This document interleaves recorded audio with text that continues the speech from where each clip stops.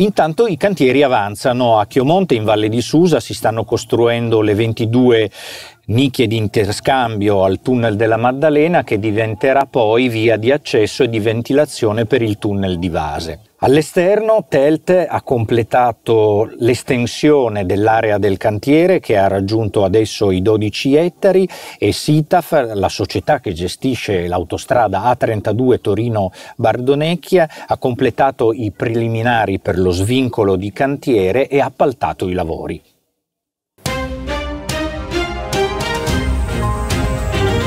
Actuellement, il y a de nombreux chantiers en France qui ont commencé dans le passé et qui vont commencer dans le futur, puisque notamment les 3 gros lots de creusement du tunnel ont été attribués cet été. Donc l'installation des nouveaux groupements va se produire dans les mois à venir. Et en parallèle, il y a toujours le puits d'Avrieux qui est en train de se creuser. C'est les gros travaux à Saint-Jean-de-Maurienne. Donc une grosse activité qui va encore augmenter dans les années à venir. Je suis arrivé chez TELT en juillet 2021 pour commencer mes nouvelles missions et assurer mon rôle de DGA. Pour apporter mon expérience ferroviaire et les différents travaux que j'ai pu faire à l'international, chez SNCF au cours des presque 30 dernières années et aux États-Unis au cours des 3 dernières années sur des sujets de ferroviaire lourd et précédemment sur du tramway et du métro. Donc nous arrivons dans une phase où le ferroviaire arrive sur le projet. Jusqu'à présent, c'était principalement du génie civil. Et à partir de maintenant, nous allons travailler sur le projet d'équipement du tunnel, que ce soit les systèmes, les rails, la caténaire, la signalisation, l'éclairage, le désenfumage, etc.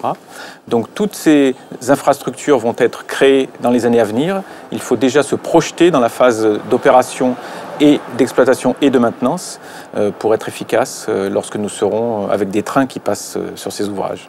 Donc ce que j'aime dans le management, c'est la participation des personnes, les associer si possible aux décisions pour qu'elles se sentent embarquées sur le projet global de l'entreprise. Donc faire participer, communiquer.